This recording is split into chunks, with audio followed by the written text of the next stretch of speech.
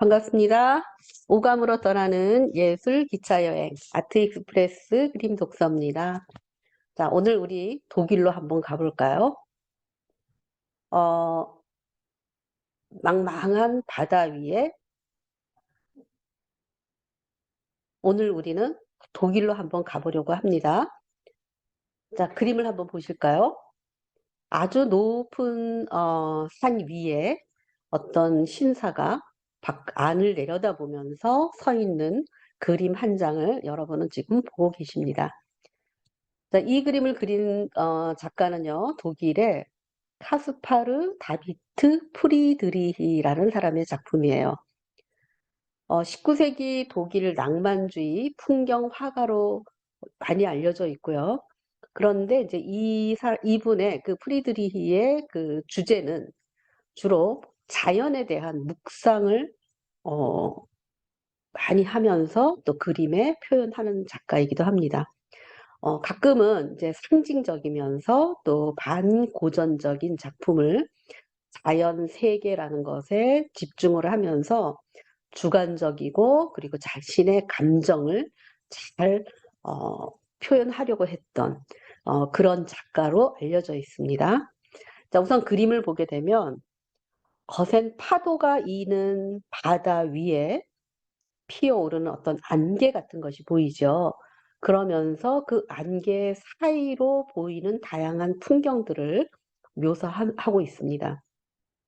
그래서 이 프리드리히 그 특유의 하풍이 뭐냐면 그 여백의미인데요. 그 여백에서 마치 우리가 동양화를 보는 것 같은 그러한 느낌을 받게 됩니다. 그리고 이 거대한 자연을 마주하면서 마치 어떤 그 사람이, 그러니까 신사일 수도 있고요, 방랑자 같기도 하고요. 이런 사람의 그 뒷모습에서 오히려 고독이라든가 이런 것보다는 굉장히 인간의 당당함을 표현하고 있죠.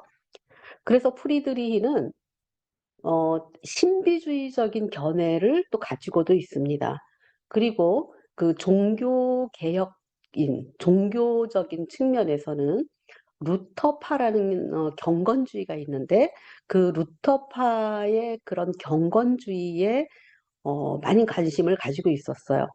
그래서 자기가 자신이 그림을 그리는 사람이지만 종교인과 마찬가지로 어떤 예술에 있어서 영적인 능력이 있다고 믿었던 사람입니다. 그래서 이 그림 속에서 이 프리드리가 이야기하려고 했던 것은 뭐냐면 인간의 절대 목표는 사람이 아니라 신이라고 보는 거죠. 그러면 신은 다시 말하면 무한함인 거죠.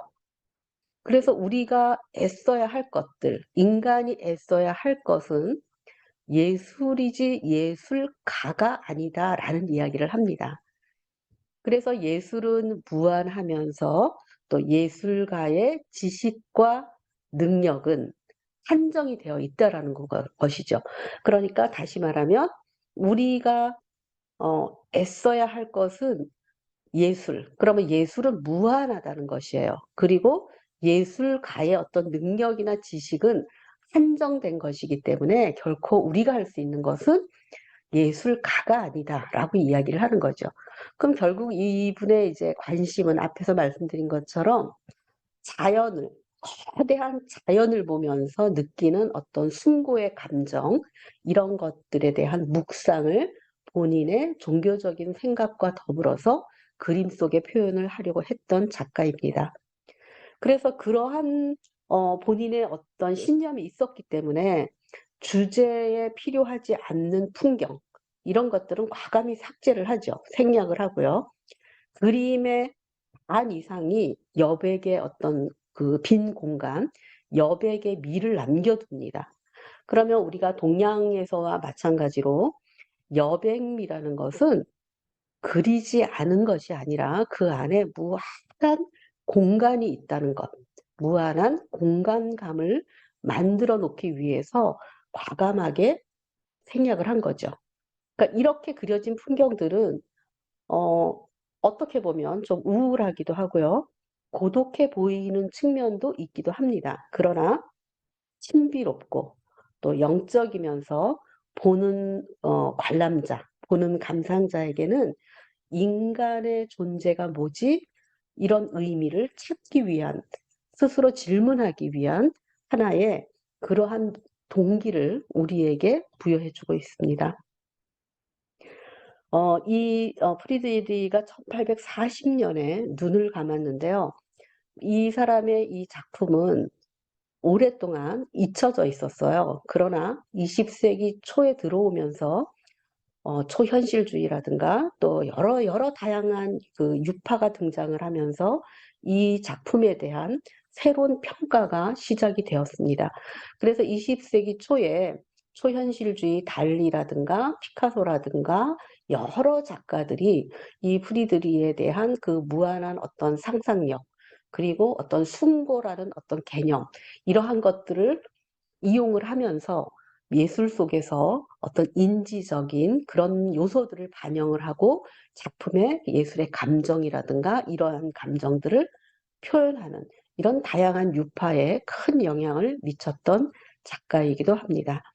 네, 오늘은 독일의 프리드리히 작품 안개 낀 바다 위의 방랑자라는 작품을 함께 읽어봤습니다. 지금까지 그림 독서였습니다.